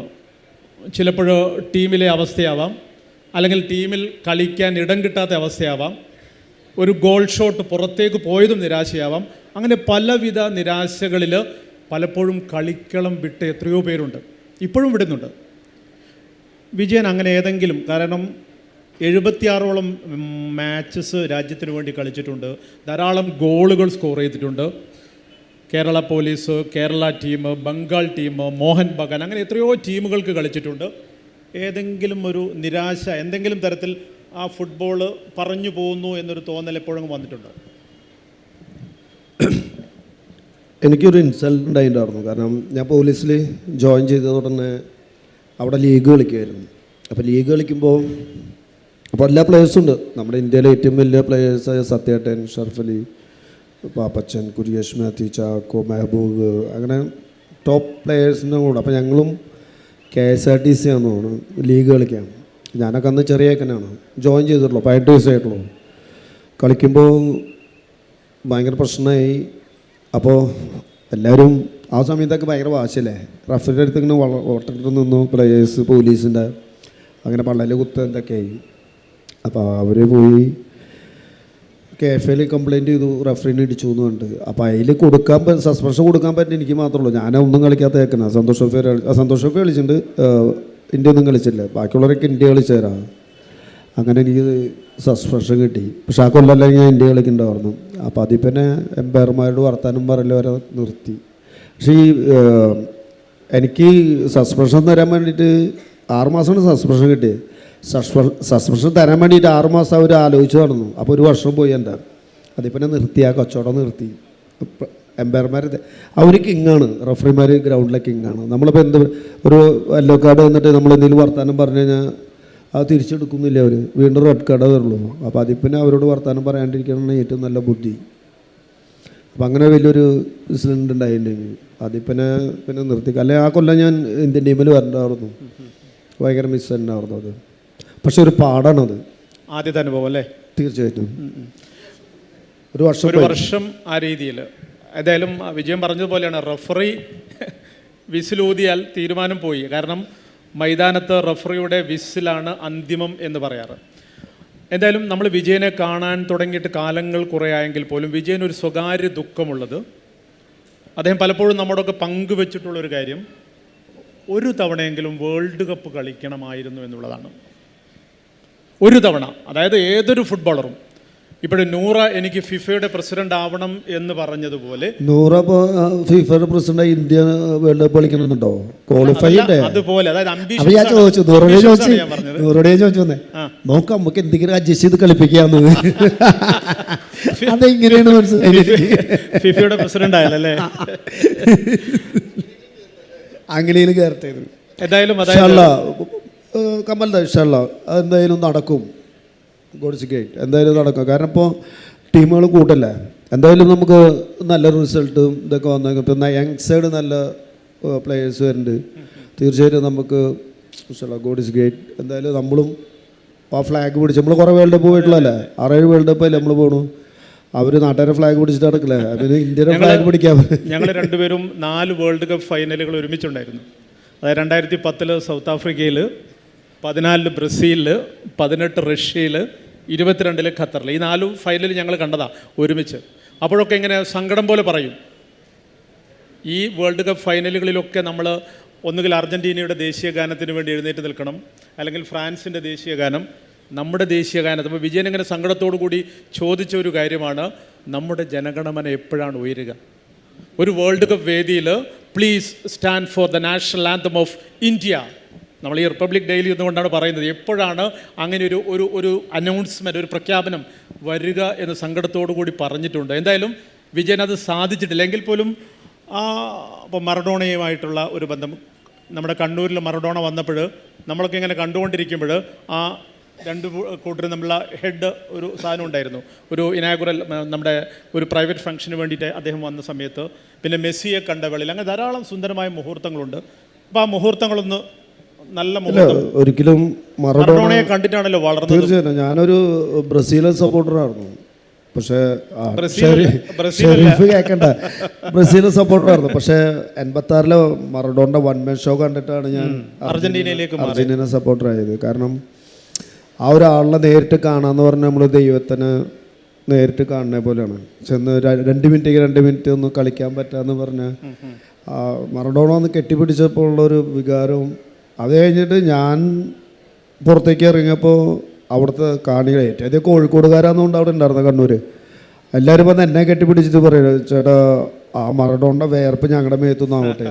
പക്ഷെ അത്രയും ആരാധനയുള്ള ഒരാളാണ്. ലോകത്തിൻ്റെ എവിടെ പോയാലും നമ്മളൊക്കെ ഒരു ദൈവത്തിനെ പോലെ കാണുന്ന ആളുടെ അടുത്തൊന്ന് തൊടാനും ഒന്ന് കളിക്കാൻ പറ്റാതെ എന്നെ സംബന്ധിച്ച് വലിയൊരു അച്ചീവ്മെൻറ്റ്, വലിയൊരു ഭാഗ്യമാണ് അതിന് കാണുന്നത്. മറഡോണ മരിച്ച സമയത്ത് ഞാനും വിജയനും ഒരു ചാനൽ ചർച്ചയിലുണ്ടായിരുന്നു. ഒരു രാത്രി 10 മണി, ഇന്ത്യയിൽ 10 മണി സമയത്താണ് അദ്ദേഹം മരിക്കുന്നത്. അപ്പോൾ ചർച്ചയിൽ ഇങ്ങനെ നികേഷ് കുമാറിൻ്റെ ചോദ്യങ്ങളാണ്. വിജയനോട് ചോദിച്ച ചോദ്യങ്ങൾക്കൊന്നും ഉത്തരമില്ല, കരയാണ്. ആ സങ്കടം കൊണ്ട് പിന്നെ നമുക്കും മറുപടി ഇല്ലാത്ത ഒരവസ്ഥ വന്നു. അതായത് അങ്ങനെ ഫുട്ബോളിനെ ഇഷ്ടപ്പെട്ട് കളിക്കാരെ ഇഷ്ടപ്പെട്ട് അങ്ങനെ, അതായത് ഈ ജീവിതം എന്ന് പറഞ്ഞാൽ എനിക്ക് തോന്നുന്നു നമ്മളെ വളരെ അടുത്തറിയുന്നത് കൊണ്ട് ഭയങ്കര രസമാണ് വിജയൻ്റെ ഒരു ഫുട്ബോൾ ലൈഫ് എന്ന് പറഞ്ഞാൽ. ശരിക്കും അതൊരു ഇതിഹാസം തന്നെയാണ്. സാറിന് തോന്നിയിട്ടില്ല അതിൻ്റെ? ഞങ്ങൾ ഇവിടെയുള്ള കുറേ ആളെങ്കിലും വിജയം കളിക്കുന്നതും ആ സമയത്തെ ഞാൻ പറയാറുള്ളത്, കേരളത്തിൻ്റെ ഒരു ഗോൾഡൻ ഏജ് ആയിരുന്നു. നിങ്ങളൊക്കെ തിളങ്ങി നിന്നൊരു സമയത്ത് കുറേ അധികം പ്ലേയേഴ്സ്, വിജയൻ തന്നെ പറഞ്ഞല്ലോ, പ്ലേയേഴ്സിൻ്റെ പേര് പറഞ്ഞാൽ ജോപ്പോൾ, ഷബീർ, പാപ്പച്ചൻ, ഇങ്ങനെ ആ ഒരു ടീം ഒരു 4-5 വർഷം കേരളത്തിൻ്റെ ഭയങ്കരമായൊരു ടീമായിരുന്നു അത്. ഇന്നത്തെ കുട്ടികളെ കാണുമ്പോൾ അവർ നിങ്ങളെക്കാൾ നന്നാവുന്നുണ്ടെന്നാണ് തോന്നുന്നത്. കേരളത്തിലെ ഫുട്ബോള് കുറേ കൂടെ മെച്ചപ്പെട്ടിട്ടുണ്ടോ, അതോ അതേ ലെവലിലാണോ, അതോ പിന്നോട്ട് പോയിട്ടുണ്ടോ? ഇത് വിജയം പറയുമ്പോഴാണ് നമ്മൾ അറിയുക. ഇല്ല, കാരണം ഫുട്ബോൾ എന്ന് പറഞ്ഞാൽ ഇപ്പോൾ ഭയങ്കരമായിട്ട് മാറി. കാരണം ഇന്ത്യയിൽ ഫുട്ബോൾ ലോകം മൊത്തം അറിഞ്ഞു. കാരണം ഒരു ISL കാരണം. അല്ലെങ്കിൽ മറ്റേ റോബർട്ടോ കാർലോസ്, അനേക്കൊന്നും ഇവിടെ ഒന്നും കളിക്കില്ലോ. നമ്മളൊക്കെ അവർ ആരാധിക്കുന്നതാണ്. കളി കണ്ട് റിയൽ മാഡ്രിഡ് കളിക്കുന്നതും ഒക്കെ കണ്ട് ആരാധിക്കുന്നതാണ്. അവർ വന്നിട്ട് നമ്മുടെ ഇന്ത്യയിൽ വന്ന് കളിക്കുക, ലീഗ് കളിക്കുക, നമ്മുടെ പ്ലേയേഴ്സിൻ്റെ കൂടെ കളിക്കുക, നമ്മുടെ പ്ലേയേഴ്സിൻ്റെ എതിരൂടെ കളിക്കുക. അതൊരു വലിയൊരു ഭാഗ്യമാണ്. അപ്പം ഫുട്ബോൾ ഭയങ്കരമായിട്ട് ഡെവലപ്പ് ചെയ്ത് ഇന്ത്യയിൽ ഫുട്ബോൾ ഉണ്ടെന്ന് അറിഞ്ഞു തുടങ്ങി. പക്ഷേ നമ്മളൊക്കെ കളിക്കുന്ന കാലത്തെന്ന് പറഞ്ഞിട്ടുണ്ടെങ്കിൽ ഇപ്പോൾ ഇതിലിരിക്കുന്നവർ ചിലപ്പോൾ എൻ്റെ പ്രായക്കാരുണ്ടാവും തോന്നുന്നു, ഇഷ്ടമാരുണ്ടാവും. അപ്പോൾ അവരൊക്കെ എൻ്റെ കളി കണ്ടിട്ടുണ്ടെങ്കിൽ അവർ മക്കൾ നമ്മളെ തിരിച്ചറിഞ്ഞത് എങ്ങനെയാണെന്ന് അറിയോ കമ്പൽത? ഞാൻ വിശ്വസിക്കുന്ന അങ്ങനെ. ഇന്നത്തെ മാതിരി അന്ന് ലൈവ് കളികളൊന്നും കാണാനില്ല. ഇപ്പം ഞങ്ങളെ 2 കളി ക്ലിപ്പിങ്സ് ചോദിച്ചു കഴിഞ്ഞാൽ ആരുടെ അടുത്ത് ഉണ്ടാവില്ല. അപ്പോൾ എഴുതിയിട്ട് കാലിക്കറ്റിലുള്ള ഇഷ്ടംമാതിരി എഴുത്തുകാരുണ്ട്, ഫുട്ബോൾ അങ്ങനെ അരച്ചു കുടിച്ചിട്ടുള്ള ആൾക്കാരുണ്ട്. അങ്ങനെ കുറേ പ്രസ് റിപ്പോർട്ടേഴ്സ് ഉണ്ട്. അവരെ എഴുതിയിട്ട് പേപ്പറിൽ എഴുതിയിട്ട് കളി കാണാൻ വരാത്തവർ ആ പേപ്പർ വായിച്ചാൽ സ്പോർട്സ് പേജ് വായിച്ചു കഴിഞ്ഞാൽ ഗ്രൗണ്ടിൽ വന്ന് നിന്ന് കളി കണ്ടു എന്നുള്ളൊരു ഇതാണ് കിട്ടണവർ. അങ്ങനെ എഴുതിയിട്ട് അവരെ മനസ്സിൽ പതിഞ്ഞിട്ടുള്ളതാണ് ഞങ്ങൾ. അതൊരിക്കലും ലൈവ് കണ്ടാലോ അത് കണ്ടാലോ കിട്ടില്ല. അതാണ് ഞങ്ങളുടെ ഏറ്റവും വലിയ ഭാഗ്യവും. ചടവേണ്ടോ സത്യമായിട്ടും അതാണ് ഞങ്ങളുടെ ഏറ്റവും വലിയ ഭാഗ്യം. എഴുതുന്ന സമയത്ത് ഞങ്ങളെക്കുറിച്ച് എഴുതുമ്പോൾ, നിങ്ങളൊക്കെ എഴുതുമ്പോൾ, അപ്പോൾ ആ എഴുതണതും ഗ്രൗണ്ടിൽ വന്ന് കളി കണ്ട ഒരു പ്രതിനിധിയാണ് അവർ കിട്ടണത്. അതാണ് ഏറ്റവും നല്ലൊരു അനുഭവം എന്ന് പറയുന്നത് ഞങ്ങളുടെ. ഇല്ല, ഞാൻ ആലോചിച്ചത് ഇവരൊക്കെ കളിക്കുന്ന സമയത്ത് പന്ത് അന്ന് ആ ക്വാളിറ്റി ഓഫ് ബോളൊക്കെ മാറിക്കഴിഞ്ഞു. ഇപ്പം ഇപ്പോഴത്തെ ബോളിന് ആ ടെക്നിക്കലി എത്രയോ ഇമ്പ്രൂവ് ചെയ്തിട്ടുണ്ട്. അതുപോലെ ഗ്രൗണ്ടുകൾ ഇപ്പോൾ കോഴിക്കോട് കോർപ്പറേഷൻ ഗ്രൗണ്ട് എന്ന് പറയുന്നത് തന്നെ ഒരു നമുക്കറിയാം. നമുക്ക് ഇപ്പം നാഗജിക്ക് ഒരു ഒരു ഒരു ടൂർണമെൻറ്റ് തുടങ്ങുന്ന സമയത്ത് നല്ല പച്ചയായിരിക്കും. 2 കളി കഴിയുമ്പോഴേക്കും കംപ്ലീറ്റ് മൊട്ടയായി. അപ്പോൾ ഒരു സ്ലൈഡിങ് ടാക്കിൾ, ഒരു ടാക്കിൾ നമ്മൾ ഡിഫൻസ് കളിക്കുന്ന സമയത്ത് ഒരു സ്ലൈഡിങ് ടാക്കിളൊന്നും ചെയ്യുന്ന ഒരു ഡിഫൻഡർ ഉണ്ടാവില്ല. കാരണം സർഫസ് അങ്ങനെയല്ലായിരുന്നു. ആ സർഫസൊക്കെ മാറുന്ന സർഫസ്. അപ്പോൾ ടെക്നിക്കലി തന്നെ കളി നന്നായിട്ടുണ്ട്, കുറേ കൂടെ ബെറ്ററായി ഗ്രൗണ്ട്സ്. അപ്പോൾ അതുകൊണ്ട് തന്നെ കുട്ടികൾ, പക്ഷേ സ്കില്ലിൻ്റെ കാര്യത്തിൽ അന്ന് സ്കില്ല് മാത്രമേ ഉള്ളൂ. നമ്മൾ ഒരു പ്ലെയറുടെ സ്കില്ല്, ട്രെയിനിങ് ഇല്ല, ടെക്നിക്കലായിട്ടുള്ള കാര്യങ്ങൾ അറിവില്ല, എന്നിട്ടും സ്കില്ല് കൊണ്ട് മാത്രം വളർന്നവരാണ് വിജയൻ പോലെയുള്ള ആൾക്കാർ. അതുകൊണ്ടാണ് ഞാൻ ചോദിച്ചത്. കുട്ടികൾ ഇന്ന് സ്കില്ലും ഉണ്ട്, അതേസമയം നല്ല സൗകര്യങ്ങളും ഉണ്ട്. അതുകൊണ്ട് നമ്മുടെ ഫുട്ബോൾ മുന്നോട്ട് പോകേണ്ടതല്ലേ? അത് പോകുന്നുണ്ടോ എന്നൊരു സംശയം കൊണ്ടാണ് ഞാനത് ചോദിക്കുന്നത്. ഞാൻ അപ്പം സാറ് ചോദിച്ചൊരു, അതായത് ഇന്നത്തെ പ്ലെയേഴ്സ് കാശിന് വേണ്ടിയിട്ടാണോ കളിക്കുന്നത് എന്നൊരു സംശയം എനിക്കുണ്ട്. കാശ് വേണം, എന്നാലും അതായത് കാശ് വേണ്ട പിന്നെ കളിക്കുമ്പോൾ. അതല്ല പണ്ട് വിജയൻ കളിക്കുന്ന ഒരു കാലത്ത് കളിയാണ് പ്രധാനം. ആസ് എ റിപ്പോർട്ടർ നെഞ്ചത്ത് കൈവച്ച് ഞാൻ പറയും, നമ്മുടെ ഫുട്ബോളേഴ്സ് അന്ന് കളിച്ചിരുന്നത് ആ ടീമിന് വേണ്ടി, രാജ്യത്തിന് വേണ്ടിയാണ്. അതേസമയത്ത് ഇന്നത്തെ ഇപ്പോൾ ISL ഒക്കെ വന്നു, നമ്മുടെ ഫുട്ബോളൊക്കെ മാറി, നല്ല കാശ് വരുന്നുണ്ട്. പക്ഷേ പ്ലെയേഴ്സിന് കാശിനോടുള്ള ആഭിമുഖ്യം കൂടിയോ എന്നൊരു സംശയം എനിക്കുണ്ട്. അതിന് ഞാൻ ഉത്തരം തരട്ടെ. ആ, ഞാൻ ഇപ്പോൾ ഉള്ള പ്ലേയേഴ്സ്, ഏത് ടോപ്പ് പ്ലേയേഴ്സ് കേരളത്തിലെടുത്തോ, ആരെങ്കിലും വന്നിട്ട് ഇതിവിടെ കളിച്ചിട്ടുണ്ടാകും. ഞാൻ നന്നായി പൊളിച്ച് നിൽക്കുന്ന സമയത്ത് ഇവിടെ വന്ന് ഞാൻ ഇവിടെ മഹബൂക്കൻ്റെ കൂടെ, പിന്നെ സക്കീർ, ഇവിടെ കുറ്റിച്ചാറുള്ള സക്കീർ, അവരുടെ കൂടെ പന്ത് കളിച്ചിട്ടുണ്ട്. അവിടെ മണലിൽ കളിക്കുക എന്ന് പറഞ്ഞാൽ എളുപ്പമുള്ള കാര്യമല്ല. പക്ഷെ അവിടെ കളിച്ചാൽ എവിടെ വേണമെങ്കിൽ കളിക്കാം. ഇപ്പോൾ മണലിൽ കളിക്കുമോ? ഇപ്പോഴാ അത്യാവശ്യം നിന്ന് തിരിയാനൊക്കെ പറ്റൂ. പഴയമാര് കളിക്കാൻ പറഞ്ഞ പറ്റണ്ടേ, വയസ്സ് കുറെ കൂടിയില്ലേ. ഞാൻ പറഞ്ഞു ഇപ്പോഴത്തെ കളിക്കാർ കളിക്കുമോ എന്നുള്ളത്. അതാണ് ഞാൻ ചോദിച്ച ആരെങ്കിലും വന്ന് കളിച്ചിട്ടുണ്ടോ. ഞാൻ നന്നായി കളിച്ച് മോഹൻബാലിന് കളിച്ചിരിക്കുന്ന സമയത്താണ് മെഹബൂക്കൻ്റെ കൂടെ വന്നിട്ട് ഇവിടെ വന്ന് കളിച്ചത്. കുറ്റിച്ചാറുള്ള എൻ്റെ കുറേ ഫ്രണ്ട്സ് ഉണ്ട്, ഇവിടെ വന്ന് കളിച്ച്. അതന്നെ എൻ്റെ വലിയൊരു ഭാഗ്യമാണ് അവരുടെ കൂടെ കളിക്കാൻ പറ്റുക. അവർ ലീഗൊക്കെ കളിക്കുന്ന അവിടെ. പക്ഷേ ഇവിടെ നമ്മൾ ഇപ്പം പണ്ട് സാറ് പറഞ്ഞല്ലോ, ഇപ്പം വിജയനൊക്കെ കളിച്ചിരുന്ന സമയത്ത് ഇപ്പം കണ്ണൂരിൽ ശ്രീനാരായണ ഫുട്ബോൾ, കോഴിക്കോടേക്ക് വന്നാൽ അത് നാഗ്ജി ഫുട്ബോളായിട്ട് മാറും, തൃശ്ശൂരിലേക്ക് പോയാൽ അത് ചാക്കോളയാവും, കോട്ടയത്തേക്ക് പോയാൽ മാമൻ മാപ്പിളയാവും, ട്രിവാൻഡ്രത്തിലേക്ക് പോയി കഴിഞ്ഞാൽ GV രാജയാവും. അങ്ങനെ ധാരാളം ഫുട്ബോൾ ചാമ്പ്യൻഷിപ്സ് ഉണ്ടായിരുന്നു. അതുകൊണ്ടാണ് നേരത്തെ വിജയൻ പറഞ്ഞതുപോലെ ഒരു കാലത്ത് ഇന്ത്യൻ ഫുട്ബോൾ ടീം എന്ന് പറഞ്ഞാൽ മൊത്തം മലയാളീസാണ്. വിജയൻ, കുരികേഷ്, പാപ്പച്ചൻ, ചാക്കോ, ഷറഫ് അലി എന്നൊക്കെ പറഞ്ഞ് ഇവർ മാത്രമായിരുന്നു. പക്ഷേ ഇന്നത്തെ നമ്മുടെ ഇന്ത്യൻ ഫുട്ബോൾ ടീമിനെ എടുത്തു കഴിഞ്ഞാൽ മരുന്നിന് പോലും മലയാളി താരങ്ങൾ കുറവാണ്. ഒരു സഹൽ അബ്ദുൾ സമദ് പയ്യന്നൂറുകാരൻ കളിക്കുന്നുണ്ട്, മലപ്പുറം ആഷിഖ് കളിക്കും, അങ്ങനെ കുറച്ച് പേരേ ഉള്ളൂ. നമ്മുടെ ഫുട്ബോളിന് എന്താ പറ്റിയത് വിജയ? മലയാളത്തിൻ്റെ കേരളത്തിൻ്റെ ഇല്ല, ഫുട്ബോൾ നമ്മളൊക്കെ കളിക്കുന്ന സമയത്ത് പറഞ്ഞാൽ 7-8 പേര് തന്നെ, 7 പേര് 11 പേര് ഇന്ത്യൻ ക്യാമ്പിലുണ്ടായിരുന്നു. അതിൽ 6-7 പേരൊക്കെ ഫസ്റ്റ് ലെവലിൽ കളിക്കുന്ന സമയം ഉണ്ടായിരുന്നു. ഇപ്പോൾ എന്താ പറ്റിയെന്ന് ഇപ്പോൾ മെയിൻ കാര്യം ഇപ്പം കമൽതപ്പനെ പറഞ്ഞില്ലേ, അതന്നെ കാര്യം. നമ്മുടെ അവിടെ നിന്ന് എൻ്റെ അടുത്ത് ഞാൻ ജയ്സീറ്റിൽ കളിക്കുമ്പോൾ സുഖീന്ദർ പറഞ്ഞാണ്, പരമീന്ദറും സുഖീന്ദറും അറിയാലോ, എന്നോടാണ് വിജയന് हम लोग को तुम लोग का देश में आएगा तो 6 महीने के बाद में हम लोग घर पहुँचते हैं. കാരണം ഇവിടെ നിന്ന് കളിച്ച് ഓർമ്മ തന്നെ 6 മാസം കഴിയും. അത് തന്നെ റോവേഴ്സ് കപ്പ്, അത് കഴിഞ്ഞ് ഡൂറൻ കപ്പ്, അത് കളിച്ചിട്ട് അവർ ഡൽഹി പോകുള്ളൂ. അപ്പോൾ അത്രയധികം ടൂർണമെൻറ്റ് ഞങ്ങളും ഇപ്പോഴും ഞാനൊക്കെ ഇന്ത്യ കളിച്ച് സന്തോഷ് ട്രോഫി കണ്ടിട്ടല്ല ഇന്ത്യ കളിച്ചത്. അവർ ക്ലബ് ടീമിന് ഡിപ്പാർട്ട്മെൻറ്റ് ടീമിന് കളിക്കുന്ന ടൂർണമെൻറ്റ് കണ്ടിട്ടാണ് അവർ നമ്മളെ വിളിച്ചത്. സന്തോഷ് ട്രോഫി ആയാലും അത് കഴിഞ്ഞിട്ട് ഇന്ത്യൻ ടീമിൽ വിളിച്ചത്.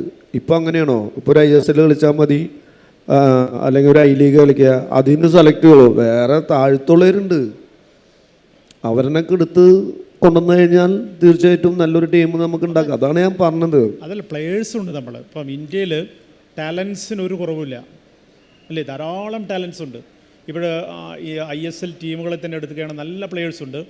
പക്ഷേ അവർക്ക് ഓപ്പർച്യൂണിറ്റീസ് കുറയുന്നു എന്നൊരു പരാതി കാര്യമായിട്ടുണ്ട്. തീർച്ചയായിട്ടും ഇവർ ഒരു ISL കഴിഞ്ഞാൽ 6 മാസത്തോളം ദീർഘിക്കുന്നുണ്ട് ISL അല്ലേ. ഒരു ISL ഇപ്പോൾ കോഴിക്കോടൊക്കെ I ലീഗാണ്. ഒരു ISLും I ലീഗും കഴിഞ്ഞാൽ ആ ഫുട്ബോൾ സീസൺ കഴിയുകയാണ്. പിന്നെ ഓപ്പർച്യൂണിറ്റീസ് കുറവാണ്. പക്ഷേ ഞാൻ ബേസിക് പോയിന്റിലേക്ക് വരുന്നത്, ഈ കാശിന് വേണ്ടിയിട്ടുള്ളൊരു താല്പര്യം കൂടിയിട്ടുണ്ടോ വിജയ? അത് ഓരോ ജനറേഷൻ അനുസരിച്ച് വരണല്ലേ. കാരണം നമ്മൾ കളിക്കുന്ന സമയത്ത് ആവശ്യമുള്ള പൈസ കിട്ടുന്നുണ്ടായിരുന്നു. അപ്പോൾ അതിൻ്റെ വാല്യൂ കൂടി വരുമ്പോൾ അതിനുള്ള പൈസ കിട്ടും. പൈസ കിട്ടുന്നതുകൊണ്ട് കുഴപ്പമൊന്നുമില്ല. പക്ഷെ പ്രകടനം അപ്പോൾ അവിടെ കാണിക്കണം. നമ്മൾ ഇപ്പോൾ ISL പോലത്തെ നമ്മുടെ ടൂർണമെൻ്റ് ഉള്ളപ്പോൾ, നമ്മുടെ ബ്ലാസ്റ്റേഴ്സ് പോലത്തെ ടീമുള്ളപ്പോൾ ഇത്രയധികം ആരാധകർ, വേൾഡിൽ 2ാം ഇതൊക്കെയാണ് നമ്മൾ ആ സപ്പോർട്ടേഴ്സിൻ്റെ. അവരിത്രയധികം ദൂരത്തുനിന്ന് കോഴിക്കോട്, കാസർഗോഡ് നിന്ന് കളി കാണാൻ വന്നിട്ട് ഗ്രൗണ്ടിൽ അത് കാണിച്ചില്ലെങ്കിലാണ് മോശമാവുക അല്ലേ. അപ്പോൾ അന്നേരക്ക് ഒരു തൃപ്തിയായില്ലെങ്കിൽ, ഇപ്പോൾ കളി കാണാൻ ഇവിടുന്ന് വന്നിട്ട് ലാസ്റ്റ് പ്ലേയേഴ്സിന് തെറി പറയേണ്ട സീനായി കഴിഞ്ഞാൽ അത് മോശമാണ്. പക്ഷെ അവർക്ക് തൃപ്തി പറഞ്ഞവന്ന് കളിച്ചു കഴിഞ്ഞാൽ കുഴപ്പമില്ല, കാശേന വരും. 100-ന് എന്തോ സംസാരിക്കണം, കുറേ നേരം എന്നെ ഞോണ്ടുന്നു. നൂറൊക്കെ എന്തോ സംസാരിക്കാനുണ്ടെന്നാണ് വിജയം പറഞ്ഞത്. എനിക്ക് കാശിൻ്റെ കാര്യം പറഞ്ഞപ്പോൾ എനിക്ക് തോന്നിയത് എന്താണെന്ന് വെച്ചാൽ, ഫൈനാൻഷ്യൽ ഇൻഡിപെൻഡൻസ് എന്ന് പറയുന്ന ഏതൊരു വ്യക്തിക്കും വേണ്ട കാര്യമാണ്. ഇപ്പോൾ ഇന്ത്യയിൽ ക്രിക്കറ്റ് ഇത്രത്തോളം അടിപൊളിയായിട്ട് നിൽക്കുന്ന എന്താ, അവർക്ക് കിട്ടുന്ന ഫൈനാൻഷ്യൽ ഇൻഡിപെൻഡൻസ് ആണ്. ഇങ്ങനെ ചിന്തിച്ചുകൂടെ, ഒരു പക്ഷേ ഇതിനെക്കാട്ടിലും നല്ലൊരു റെമ്യൂണറേഷനും കാശും കാര്യങ്ങളും ഇവിടുത്തെ പ്ലെയേഴ്സിന് കൊടുക്കുകയാണെങ്കിൽ ഇവിടെ നിൽക്കുന്ന ഓരോരുത്തരും ചിലപ്പോൾ കളിച്ച് മുന്നേറുമായിരിക്കുമായിരുന്നു. അതുപോലെ തന്നെ ഇന്ത്യ ചിലപ്പോൾ വേൾഡ് കപ്പ് കളിക്കുന്ന ടൈം കഴിഞ്ഞിട്ടുണ്ടാവും. കാരണം ഫെസിലിറ്റീസ് പ്രൊവൈഡ് ചെയ്യുന്ന കാര്യത്തിൽ നമ്മൾ എത്ര പറഞ്ഞിട്ടും കാര്യമല്ല. ക്രിക്കറ്റ് അല്ലാത്ത ബാക്കി എല്ലാ ഗെയിംസും എടുത്തു നോക്ക്, മേ ബി ബാഡ്മിൻ്റൺ ഉണ്ടാവും, ബാക്കി എല്ലാ ഗെയിംസും എടുത്തു നോക്ക്, ഇന്ത്യ വളരെ പുറകോട്ടാണ്. അതിനിപ്പം ഏത് ഗെയിമാണെങ്കിലും, ഫുട്ബോൾ തൊട്ട് അത്ലറ്റിക്സ് തൊട്ട് റെസ്ലിംഗ് തൊട്ട് അങ്ങനത്തെ എല്ലാ ഗെയിമിനും ഇന്ത്യ വളരെ പുറകോട്ടാണ്. മേ ബി കാശ് ഉണ്ടായിരുന്നെങ്കിൽ മേ ബി നമ്മൾ ഒന്നും കൂടി ഒരു പടി മുമ്പോട്ട് പോയിരുന്നു എന്നുള്ള അഭിപ്രായക്കാരിയാണ് ചോദ്യം. എൻ്റെ ഒരു മനസ്സിലുള്ള ചോദ്യം, ഇപ്പോൾ ക്രിസ്ത്യാനോ റൊണാൾഡോയെ പോലെ ഒരാൾ പറഞ്ഞിട്ടുണ്ട്, എനിക്ക് കാശ് വേണ്ട, എനിക്ക് രാജ്യമാണ് വലുത്, രാജ്യത്തിന് വേണ്ടി കളിക്കാനാണ് എൻ്റെ രക്തം തിളക്കുന്നത്. ഇപ്പോൾ 39-ാം വയസ്സിലും അദ്ദേഹം ഇങ്ങനെ കളിച്ചുകൊണ്ടിരിക്കുകയാണ്, അദ്ദേഹം ഇങ്ങനെ സ്കോർ ചെയ്തുകൊണ്ടിരിക്കുന്നുണ്ട് അല്ലേ, ഉണ്ട്. അങ്ങനെ പറയുന്ന താരങ്ങളുടെ പ്രതിനിധി കൂടിയാണ് വിജയൻ. നോക്കൂ, കാശില്ലാതെ എത്രയോ തവണ കളിച്ചിട്ടുണ്ട്. ഇപ്പോൾ സെവൻസിലൊക്കെ പോയി കളിക്കുമ്പോൾ ഞങ്ങൾ തന്നെ ചീത്ത പറയാറുണ്ട്, ഈ സെവൻസിൽ ഇവർക്ക് വിലക്കൊക്കെ വരും. കാരണം സെവൻസ് അംഗീകൃത ടൂർണമെൻ്റ് അല്ല. അപ്പോൾ കേരള ഫുട്ബോൾ അസോസിയേഷനെ പോലുള്ള ഔദ്യോഗിക സംഘടനകളുടെ വിലക്കൊക്കെ വരും. പക്ഷേ വിജയൻ പറഞ്ഞൊരു കാര്യം, ഈ സെവൻസിൽ കളിക്കുമ്പോൾ ഈ ക്രൗഡ് ഉണ്ടാവും, അവരുടെ ഒരു തിരമാല കണക്കെ. ഇപ്പോൾ വിജയൻ്റെ കാലിൽ പന്ത് കിട്ടിക്കഴിഞ്ഞാൽ പണ്ടത്തെ കമൻട്രി നിങ്ങൾക്ക് ഓർമ്മയുണ്ടോ? അപ്പം പുതിയ കമൻട്രി നൂറ കുറച്ച് കഴിഞ്ഞാൽ പറയും, പഴയ കമൻട്രി എന്ന് പറഞ്ഞാൽ നമ്മളിങ്ങനെ ഈ അന്നത്തെ കമൻട്രി സാറിന് ഓർമ്മയുണ്ടാവും. അപ്പോൾ ആ സെവൻസിൻ്റെ ആ കാണികൾ, ആ മൈതാനം, അത് ആ ഒരു ആംബിയൻസും ഒരു സ്പിരിറ്റും അത് ഇന്നത്തെ പ്ലേയേഴ്സിനുണ്ടോ എന്നുള്ളതാണ് എൻ്റെ ബലമായ സംശയം. കമൽദാ, ഞങ്ങളൊക്കെ സെവൻസ് കളിക്കുമ്പോൾ എന്ന് പറഞ്ഞാൽ ഞങ്ങൾക്ക് ഇപ്പം എൻ്റെ സ്കില്ലായാലും ധൈര്യമായാലും എനിക്ക് സെവൻസിൽ നിന്ന് കിട്ടിയിട്ടുള്ളതാണ്. ഞാൻ നല്ല പ്രായത്തിൽ മോഹൻബാലും മറ്റേ അതേപോലെ തന്നെ ഇന്ത്യൻ ടീമിന് കളിക്കുമ്പോൾ സെവൻസ് കളിച്ചിരുന്നു. സെവൻസ് കളിക്കുമ്പോൾ എനിക്ക് അതേപോലെ സസ്പെൻഷൻ കിട്ടിയിട്ടുണ്ട്. പിന്നെ അതേപോലെ തന്നെ കുറേ പ്രശ്നങ്ങൾ ഉണ്ടായിട്ടുണ്ട്. പക്ഷേ ഞാൻ എന്നാലും സെവൻസ് മറക്കില്ല. കാരണം എന്നെ ഒരു IM വിജയൻ ആക്കിയത്, ഒരു ഫുട്ബോൾ പ്ലെയർ ആക്കിയത് സെവൻസാണ്. പ്രത്യേകിച്ച് ഞാൻ ഏറ്റവും അധികം കളിച്ചത് കോഴിക്കോട് ബ്ലാക്ക് ആൻഡ് വൈറ്റ് വിനയേട്ടൻ്റെ ടീമിനാണ്. എല്ലാവർക്കും അറിയാം കോഴിക്കോട് ബ്ലാക്ക് ആൻഡ് വൈറ്റ് എന്ന് പറഞ്ഞാൽ ഇവിടെ വയസ്സായവർക്കൊക്കെ അറിയാം. ആ ടീമിനാണ് സെവൻസ് ഏറ്റവും അധികം കളിച്ചിട്ടുള്ളത് ഞാൻ. അപ്പം സെവൻസ് ഒന്നും നമ്മളെ കൊണ്ട് മറക്കാൻ പറ്റില്ല. കേരളത്തിൻ്റെ മറഡോണ എന്ന് പറഞ്ഞിട്ടുണ്ടെങ്കിൽ എല്ലാവർക്കും അറിയാം ആസിഫ് സഹീർ. അവൻ എന്ത് കളിച്ചിട്ടാണ് വന്നത്? ഒരു ക്യാമ്പോ ഇതിനൊന്നും പോയില്ല, സെവൻസ് കളിച്ച് സെവൻസിൻ്റെ ഉള്ളിൽ നിന്ന് വന്നിട്ടുള്ളതാണ്. എന്നിട്ടാണ് നമ്മുടെ കേരളത്തിലെ മറഡോണ എന്ന് പറഞ്ഞത്. സോ ഗ്രേറ്റ് ആണ്. സെവൻസ് ഒന്നും അങ്ങനെ ഒരിക്കലും നമ്മൾ ഇപ്പോഴത്തെ പ്രശ്നം എന്ന് പറഞ്ഞാൽ പിള്ളേരെ ഏറ്റവും വലിയ പ്രശ്നം എന്ന് പറഞ്ഞാൽ ഇപ്പോൾ ആരും സെവൻസ് കളിക്കില്ല വരെയൊക്കെ, അതാ തോന്നുന്നുണ്ട്. എന്തായാലും നമ്മളിപ്പം നമ്മുടെ സമയത്തിൻ്റെ ഒരു പരിമിതിയുണ്ട്. എന്തായാലും നമ്മളൊക്കെ മോഹിക്കുന്നത് ഇപ്പം നമ്മൾ ഈ ഫുട്ബോൾ എങ്ങനെയാണ് നമ്മുടെ മനസ്സിൽ ലഹരിയായിട്ട്. ഇപ്പോൾ ഞാൻ നേരത്തെ പറഞ്ഞല്ലോ, ഏറ്റവും നല്ല കാണികൾ മലയാളികളാണ്. എവിടെയും പോകും.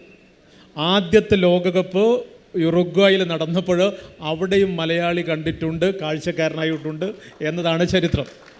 ഇപ്പോൾ ഏറ്റവും ഒടുവിൽ 2022 ഖത്തറിൽ വേൾഡ് കപ്പ് നടന്നപ്പോൾ ഇതിൽ എത്ര പേരൊന്ന് കൈപോക്കും? കണ്ടവരുണ്ടോ? ഖത്തറിൽ വേൾഡ് കപ്പ് കണ്ടവർ നേരിട്ട് എത്രയോ പേരുണ്ട്. ഇപ്പോൾ അർജൻറ്റീനിയൻ ഫുട്ബോൾ അസോസിയേഷൻ അവരുടെ ഒഫീഷ്യൽ പേജിൽ താങ്ക് യു മലബാർ എന്ന് പറഞ്ഞിട്ടുണ്ട്. കാരണം വേൾഡ് കപ്പ് വിന്നിങ് ടീമാണ് മലബാറിന്, കേരളത്തിനൊക്കെ നന്ദി പറഞ്ഞത്. സോ നമ്മൾ ഏറ്റവും നല്ല ഫാൻസാണ്. പക്ഷേ നമ്മൾ ഒരിക്കലെങ്കിലും വേൾഡ് കപ്പ് കളിക്കണ്ടേ? ആ ചോദ്യത്തിന് കൂടി ഈ 3 പേരും ഉത്തരം നൽകിയിട്ട് നമുക്ക് എന്തായാലും പിരിയാം.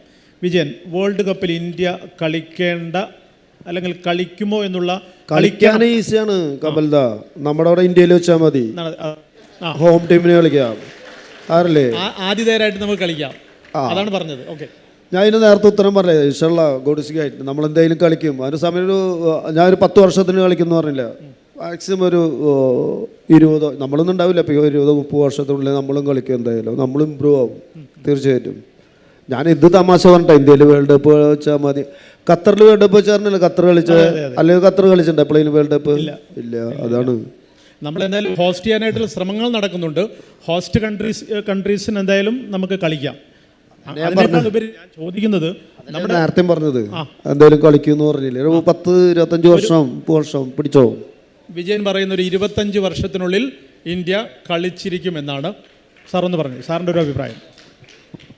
ഞാൻ അത്രയും ശുഭാപ്തി വിശ്വാസം എനിക്കില്ല. ഇല്ല, ഞാനും അത്രക്കാരനാണ്. ശുഭാപ്തി വിശ്വാസം ഒരു കാര്യമുണ്ട്, എന്താ പറയുക, നമ്മൾ ലോകം പോകുന്ന വഴിയെ ഇന്ത്യ പോകുന്നുണ്ടോ എന്നുള്ള ചോദ്യം നമ്മളെല്ലാവരും ചോദിക്കണം. ലോകത്തെല്ലായിടത്തും ഫുട്ബോൾ എങ്ങനെയാണ് വളരുന്നത്? ഒരു ക്ലബ്ബ് ഉണ്ടാവും, അത് ചെറുതോ വലുതോ. വലിയ നമ്മൾ ഈ സൂപ്പർ ക്ലബ്ബുകളെ കുറിച്ചൊന്നും പറയണ്ട. ഓരോ നാട്ടിലും ഒരു ക്ലബ്ബ് ഉണ്ടാവും.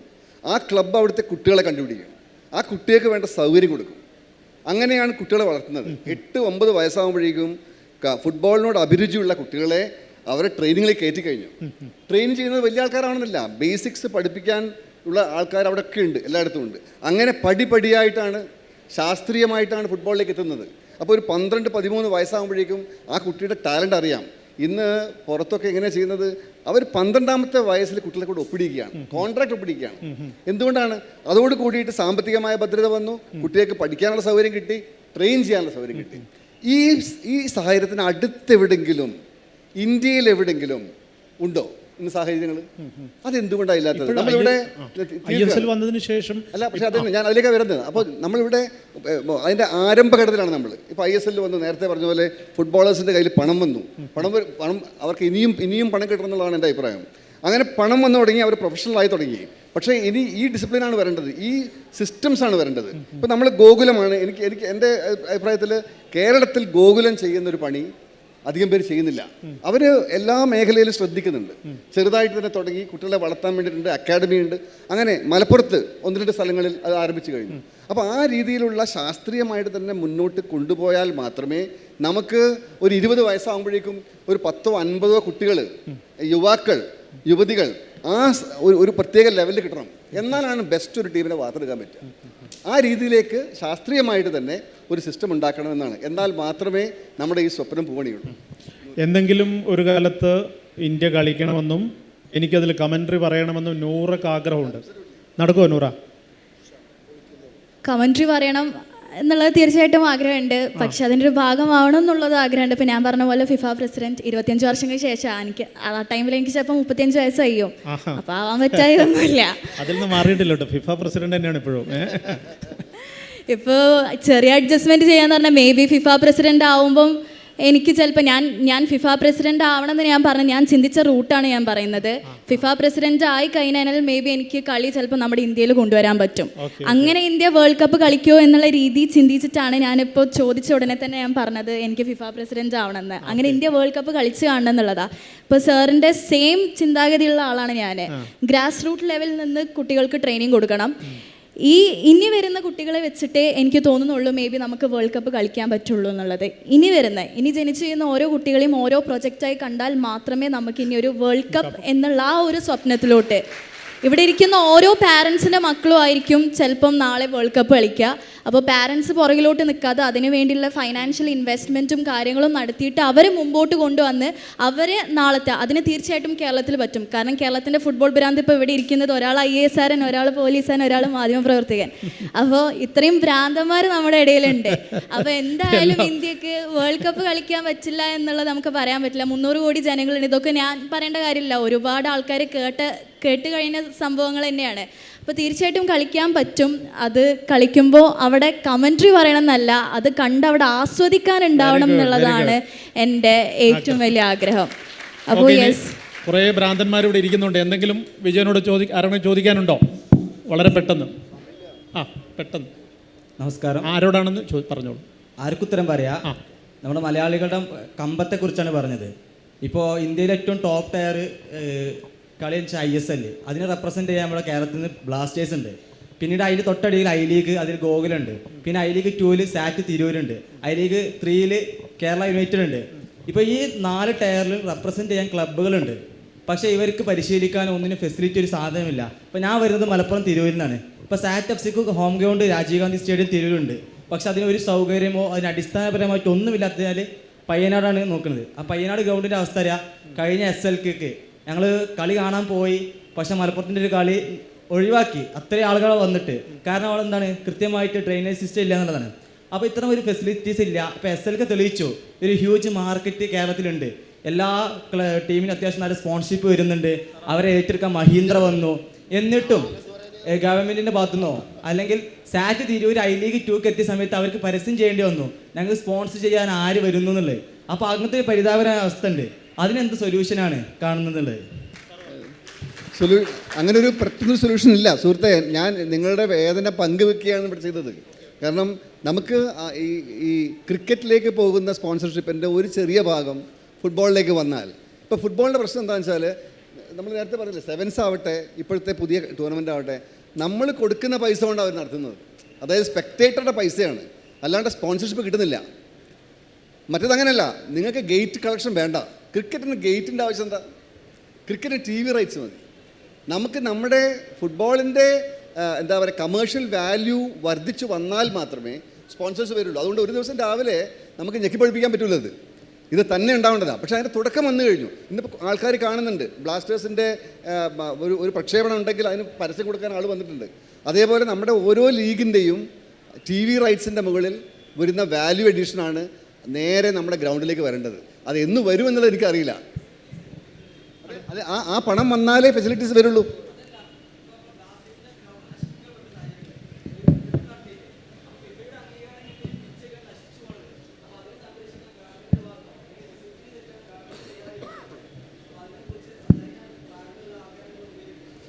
അതായത് ഈ മൈതാനങ്ങൾ ശരിക്കും താങ്കൾ പറഞ്ഞ പോലെ പ്രൊട്ടക്റ്റ് ചെയ്യപ്പെടുന്നില്ല.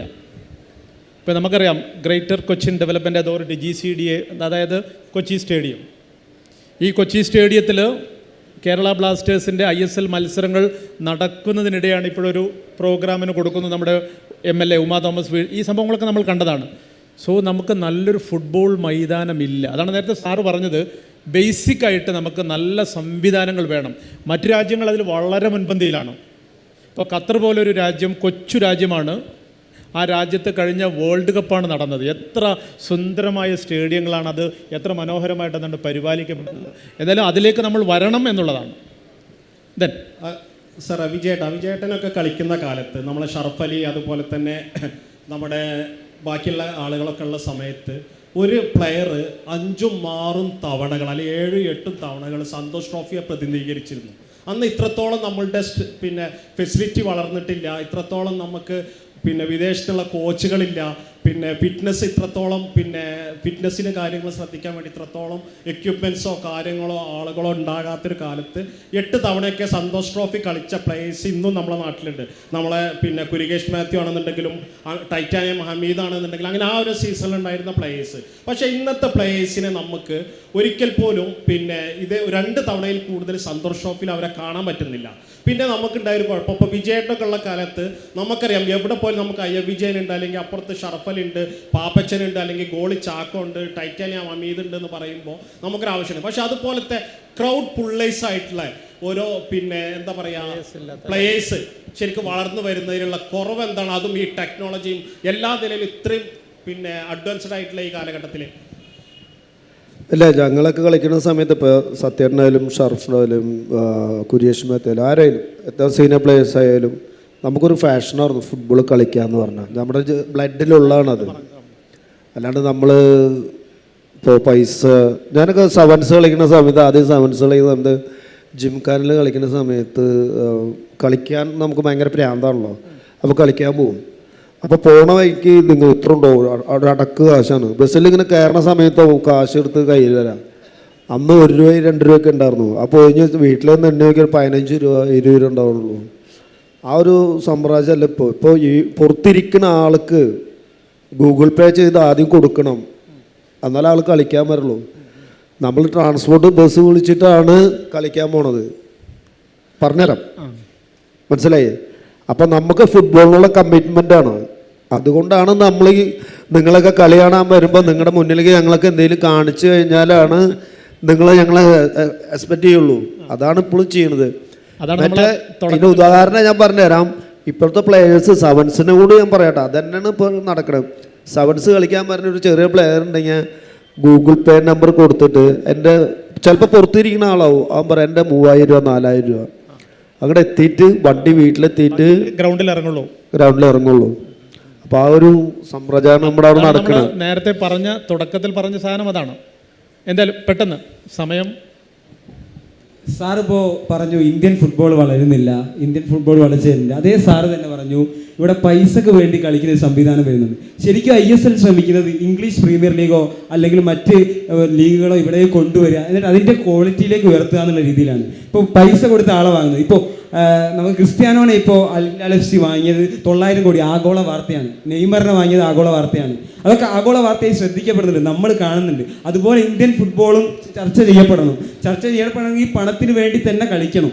അങ്ങനെയാണെങ്കിലും മാറും. അല്ലാണ്ട് സാറ് ഈ ചിന്താഗതിയിൽ നിന്നുകൊണ്ട് ഇന്ത്യൻ ഫുട്ബോൾ വളരുമെന്ന് വിചാരിച്ചാൽ വളരില്ല, ഉറപ്പായിട്ടും വളരില്ല. സാറ് ഉയർന്ന ചിന്താഗതി ചിന്തിക്കണം. എന്ന് വെച്ച് കഴിഞ്ഞാൽ പൈസക്ക് വേണ്ടി തന്നെ ഇവിടെ കളിക്കണം. ഒന്നാമത്. പിന്നെ എനിക്ക് പറയാനുള്ളത് നൂർ ജലീലിനോടാണ്. എന്ന് വെച്ചാൽ നൂർ ജലീലിൻ്റെ ആശയങ്ങളൊക്കെ ഞാൻ റീലിൽ കാണാറുണ്ട്. സോറി എനിക്ക് പേരറിയില്ല, സോറി. നൂറാമതപ്പോൾ ഒരു തോട്ടുണ്ട്. എന്ന് വെച്ച് കഴിഞ്ഞാൽ never change your personality, never change your attitude and never change your football club team. അപ്പോൾ എൻ്റെ ടീം എന്ന് വെച്ച് കഴിഞ്ഞാൽ റയൽ മാഡ്രിഡാണ്. റയൽ മാഡ്രിഡിൻ്റെ ഒരു കളി സാന്റിയാഗോ ബെർണബ്യൂവിൽ ചെന്ന് അവിടെ കാണിയായിരുന്നു കണ്ട് ആഞ്ചലോട്ടിയുടെയും വിനിയുടെയും എംബാപ്പയുടെയും കൂടെ ഒരു കെട്ടിപ്പിടിച്ചൊരു സെൽഫി എടുക്കാനാണ് എൻ്റെ ഏറ്റവും വലിയ ആഗ്രഹം. എന്നിട്ട് എനിക്ക് മരിച്ചാലും പ്രശ്നമില്ല എന്നുള്ള രീതിയിലാണ് എനിക്കുള്ളത്. അതുപോലെ തന്നെ ഞാൻ ചോദിക്കുന്നത് നൂറിൻ്റെ ഫുട്ബോൾ ടീം എന്താണ്, പിന്നെ കമ്മിറ്റഡ് ആണോ എന്നുള്ളതും കൂടിയാണ് ചോദിക്കുന്നത്. അപ്പോൾ കമ്മിറ്റഡ് ആണെങ്കിൽ റെഡി ടു മിങ്കിൾ ആണോ? പിന്നെ എനിക്ക് ചോദിക്കാമെന്ന് വെച്ച് കഴിഞ്ഞാൽ IM വിജയൻ സാറ് പറഞ്ഞു ഇന്ത്യയുടെ ഇതിഹാസമാണ്. IM വിജയൻ സാർ ഇന്ത്യയുടെ ഇതിഹാസമല്ല, ലോകത്തിൻ്റെ ഇതിഹാസമാണ്. എന്ന് വെച്ചാൽ മറഡോണയുടെ കൂടെ പന്ത് തട്ടിയ ഇന്ത്യക്കാരൻ, അദ്ദേഹത്തിൻ്റെ വിയർപ്പ് മേത്ത് പറഞ്ഞ് അദ്ദേഹത്തിനെ ഒന്ന് കെട്ടിപ്പിടിക്കാൻ ഞാനും ആഗ്രഹിക്കുന്നു.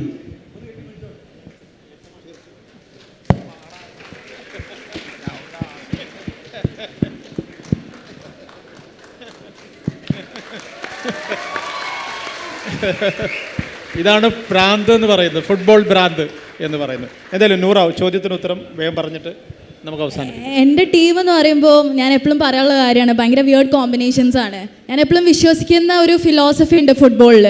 The one who can change the game inside the field may be Lionel Andres Messi, but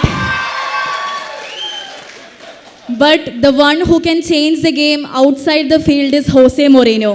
അപ്പോൾ Jose Moreno, Lionel Andreas Messi എന്നുള്ള രണ്ട് വ്യക്തികളെ സപ്പോർട്ട് ചെയ്യുമ്പോൾ മനസ്സിലായിട്ടുണ്ടാവും എത്രത്തോളമാണ് എൻ്റെ ഫുട്ബോളിനോടുള്ള ആ ഒരു കാഴ്ചപ്പാട്. അതിന് കോച്ചിങ് സ്റ്റൈൽ നോക്കുമ്പോൾ ഞാൻ വേറെ സ്റ്റൈലിലൂടെയാണ് പോവുക. ഒരു പ്ലേയിങ് സ്റ്റൈൽ വരുമ്പോൾ എനിക്ക് മേ ബി ലയണൽ ആൻഡ്രിയസ് മെസ്സിനെയാണ് ഇഷ്ടം ഉണ്ടാവുക. അതുപോലെ തന്നെ ഇപ്പം എങ്ങനെ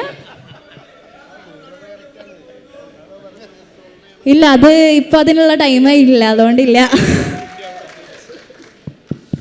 എന്തായാലും നമുക്ക് വൈൻഡപ്പ് ചെയ്യാം. നിങ്ങൾ ബൗൺസേഴ്സ് എന്ന് കേട്ടിട്ടുണ്ടോ? ബൗൺസേഴ്സ്, അതായത് ഈ സൂപ്പർ താരങ്ങളുടെ കൂടെ അവരുടെ പ്രൊട്ടക്ഷന് വേണ്ടി നടക്കുന്ന ആളുകളാണ്. നിങ്ങൾ എന്തെങ്കിലും ഇയാളുടെ കൂടെ ഏതെങ്കിലും ബൗൺസേഴ്സിനെ കണ്ടിട്ടുണ്ടോ? ഉണ്ടോ? ഇല്ല. അതാണ് ഞാൻ പറഞ്ഞ ഫുട്ബോൾ. ഇപ്പോൾ കാശല്ല, കാശ് കൊടുക്കണം, കാശ് വേണം, നമ്പർ 1. പക്ഷേ ആ പാഷൻ മറക്കരുത്. ഈ മനുഷ്യനൊക്കെ കളിച്ച് കളിച്ച് കളിച്ച് മരിക്കുമ്പോഴും എന്താണ് ഈ കളിയെക്കുറിച്ച് ചിന്തിക്കൂ. അതാണ് ആ പാഷൻ. ഇന്നത്തെ പ്ലെയേഴ്സിനത് കുറഞ്ഞു എന്ന ഒരു സംശയമാണ് ഞാൻ പ്രകടിപ്പിച്ചത്. എന്തായാലും 1 മണിക്കൂറൊക്കെ കഴിഞ്ഞു. എല്ലാവർക്കും വളരെ നന്ദി. വേണു സാറ് വളരെ ഗംഭീരമായിട്ട് സംസാരിച്ചു. Noora, thank you very much. Then one and only IM Vijayan, thank you very much. Thank you. Padmashri പുരസ്കാരം ലഭിച്ചതിന് ശേഷം പത്മശ്രീ IM വിജയൻ ആദ്യമായി ഒരു പൊതുവേദിയിൽ എത്തിച്ചേരുന്നതും ചർച്ചയിൽ പങ്കെടുക്കുന്നതും KLF 8ാം പതിപ്പിൻ്റെ ഒരു അഭിമാന നിമിഷമായി മാറിയിരിക്കുന്നു. വീണ്ടും ഒരുപാട് ആശംസകളോടെ നന്ദി പത്മശ്രീ IM വിജയൻ.